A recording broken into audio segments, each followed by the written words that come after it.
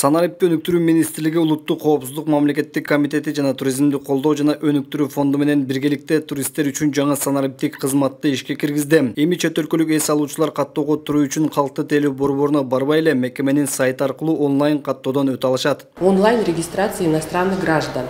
То есть, получается, иностранные граждане при въезде на территорию Кыргызской республики подлежат процедурам обязательной регистрации, согласно утвержденного постановления и перечня Кабинета министров номер 689.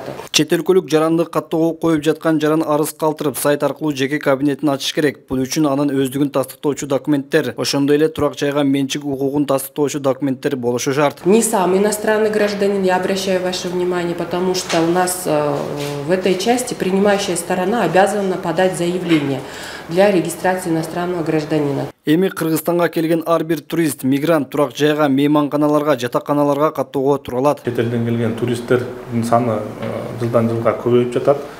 Анан алардын кээ бирлери өз индивидуалдык турлар менен Кыргызстанга келишет. Келгенден кийин ушул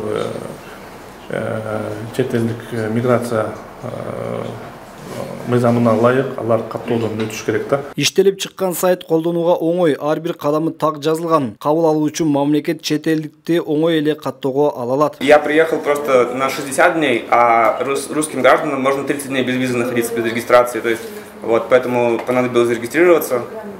30 дней явно мало, чтобы осмотреть всю Киргизию, нужно больше дней. Вот, поэтому мне потребовалось 60 дней, потребовалась регистрация по закону. Мы ее прошли буквально за несколько минут.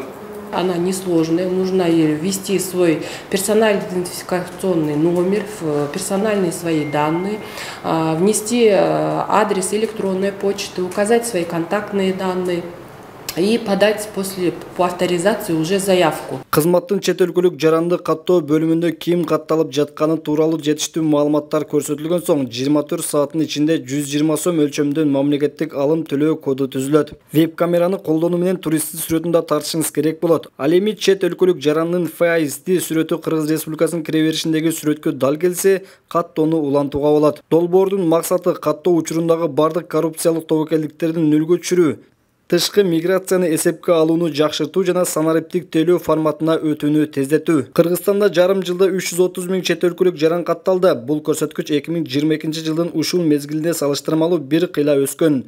Анда 297 000 чет өлкөлүк жаран катталган.